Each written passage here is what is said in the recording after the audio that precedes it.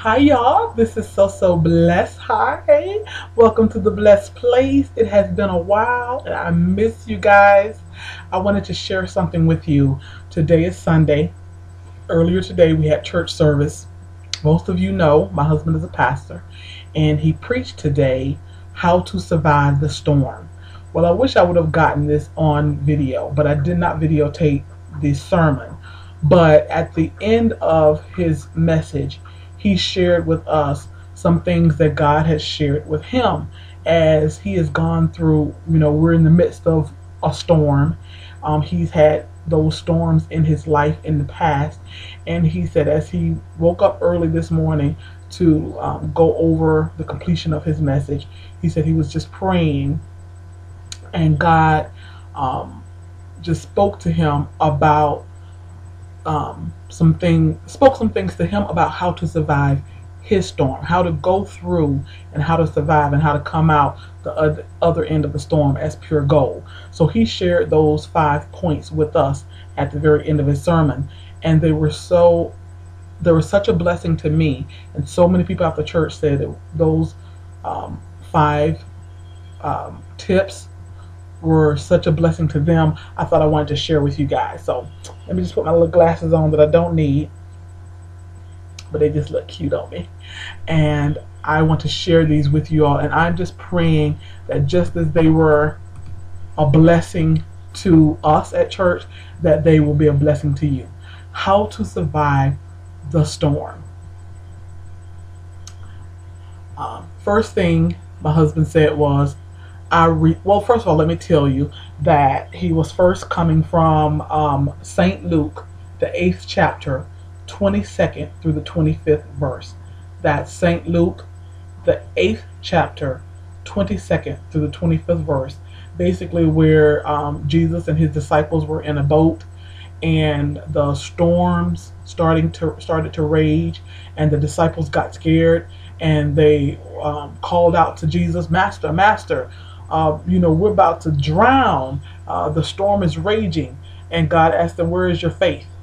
And how God calmed the storm. So that's basically the story. But read it at your leisure. Read it. Number 1, Pastor, my husband, he said, "I resolve to never compromise my character in the midst of the storm. I won't be dishonest, lie, steal, cheat, be in fear, or be jealous." That was such a blessing. He said, quite often when we go through the storm, we allow the storms and adversity of life to change our very character.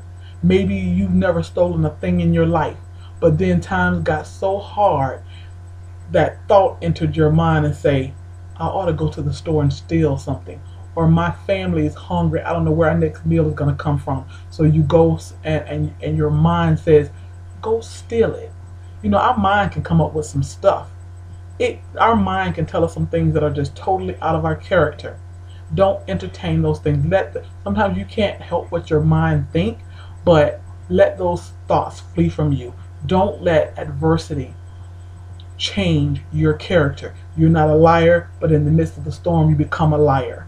You don't steal, but in the midst of the storm, you steal or you become dishonest. You get so fearful that fear can make us do some things totally out of character. But resolve never to compromise your character in the midst of storm.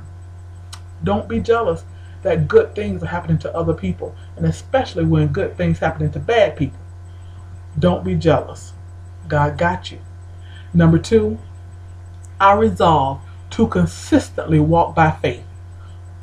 When the storm was raging in that boat and the disciples was like, "Master, Master, wake up." Because, Jesus went and took him a little nap. He was tired. He was in the flesh.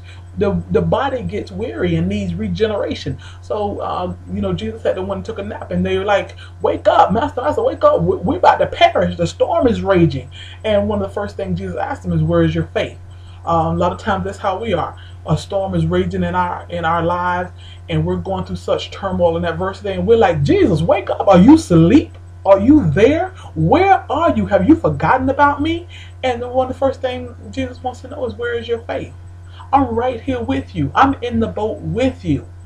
I'm not across the way standing on the bank. I'm not some figment of your imagination that's in the air. I am in the boat with you. If we make our bed in hell, God is right there with us. So oftentimes we think God is not there. We like, where are you? We want to take things into our own hand. But God said, I'm right here with you. I'm in the boat with you. Where is your faith? God, if you think about it, He's never left us, nor has He forsaken us, although sometimes it feels that way. Number 3, I resolve to protect my family time while I am going through the storm.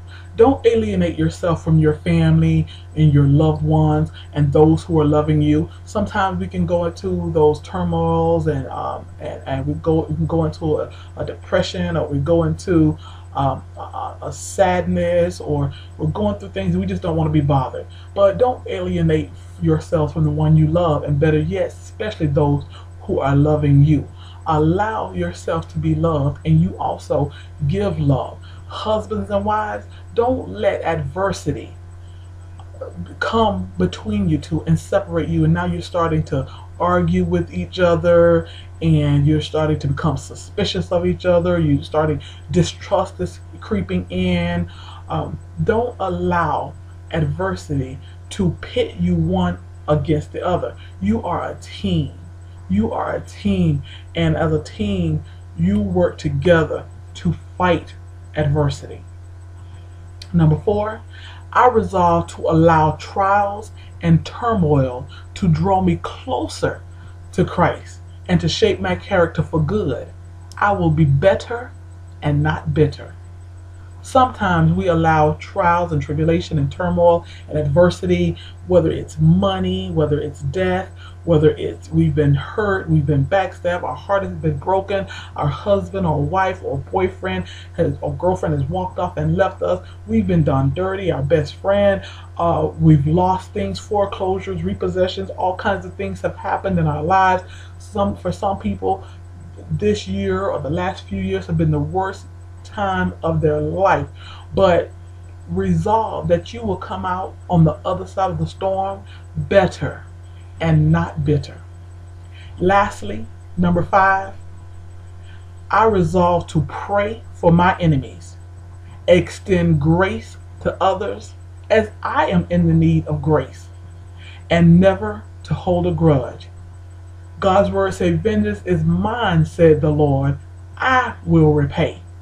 Another verse says, He will make your enemies your footstool. He will prepare a table before you in the presence, not behind closed doors, not in secret, but in the presence of your enemies. He will prepare a table for you. So pray for your enemies, love your enemies, and let God handle the rest. Don't do anything to try and get back at your enemies. I know T.D. Jakes has a new book called Let It Go. It's about forgiveness. I read part of it and I haven't finished it yet, but it's an excellent book. If you're having any forgiveness issues, or even if you're not, because I don't feel like I have any forgiveness issues, but it's still a great book.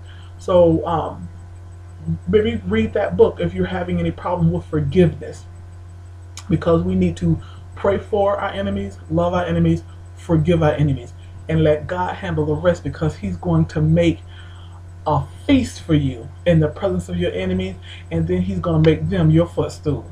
So these are the 5 resolutions that God laid upon my husband's heart to share with the church in his sermon, how to survive a storm, and not just survive it, but thrive and come out on the other side as pure gold, not just so that you could be blessed, but so that you can share that blessing with others, that you can help someone else through the storm, and that you can be blessed to be a blessing. I hope that these 5 tips on how to get through the storm has been a blessing to you. I'll get back with you all a little later, some other time, a few days from now, and we'll catch up on what's been going on over here in the blessed place. I just want to bless you, and I hope I have done so. Love y'all. Y'all be blessed.